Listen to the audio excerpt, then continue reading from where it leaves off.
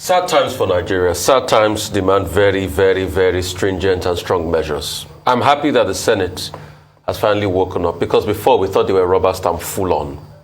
But they are still rubber stamp, and they are still part of the problem. I'm not going to exonerate the Senate from the problem.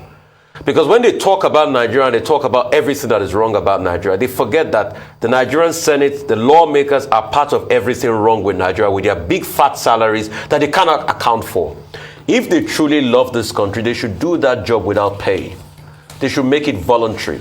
When you take money out of that job, everybody will sit up. But I dare them not to look at the big juicy bribe that comes from various committees. I dare them. But I'm happy they are speaking up. But all of this is even sad.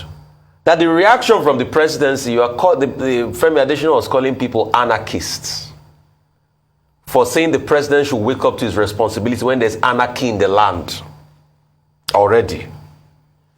If he wants to call people anarchists for replying to the anarchy in the land, then all of us Nigerians were all anarchists. We have no idea of how deep things have gone in this country. That now we are shutting down schools when we're not a place of war. We're shutting down everywhere, high security alerts. I've got people I call family in Abuja. I can't go into Abuja now. Everybody's scared for their lives in Abuja. And that's the country we've become. And this was the same president that campaigned that he will solve the insecurity problem. I put it on record that insecurity is worse now in Nigeria than it was under President Goodluck Jonathan. The facts are there. In 2015, people could still travel on the Kaduna-Abuja highway. Can they today?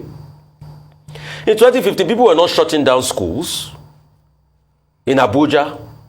In 2015, we didn't hear of killings of our brigade of guards.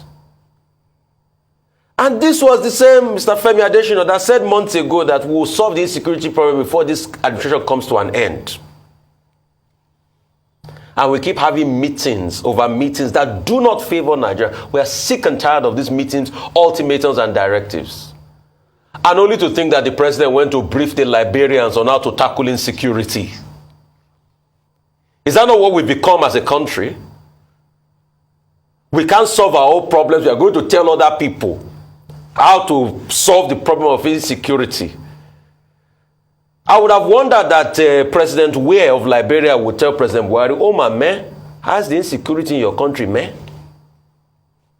Because we think it's a joke. Because we are not on the second end of the stick. How people now pay bandits hundreds of millions. And the government has not to be able to investigate the people that collect this money and the channel at which they take this money.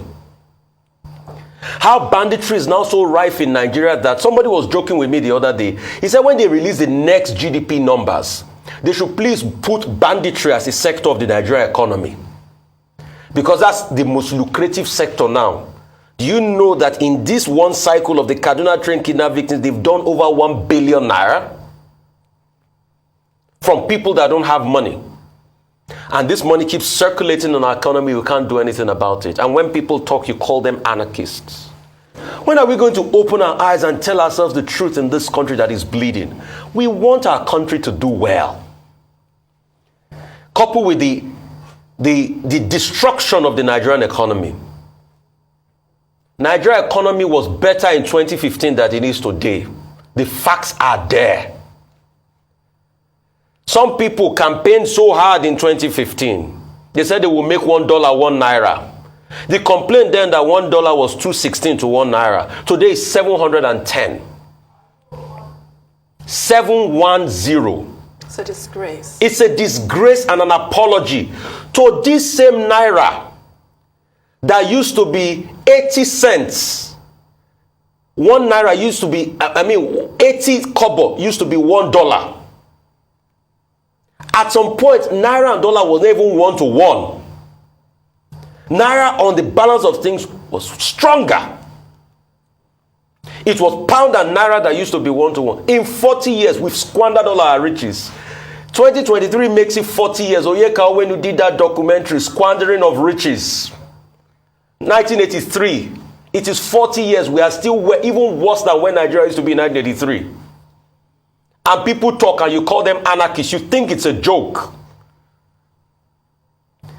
Tudu, you were talking about presidents putting the bulk stops here on their table. I think what President Buhari should put in his red room, because I have seen the room is always in the color is red, should be the picture of Deborah. Should be the picture of Leah Sharibu. Should be the picture of the Jangebe girls.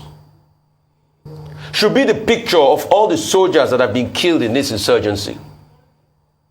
Because if you want to see the true face of Nigerians now that are crying and bleeding, are the pictures of those bandits have kidnapped at one point or the other and collected 100 million naira in ransom.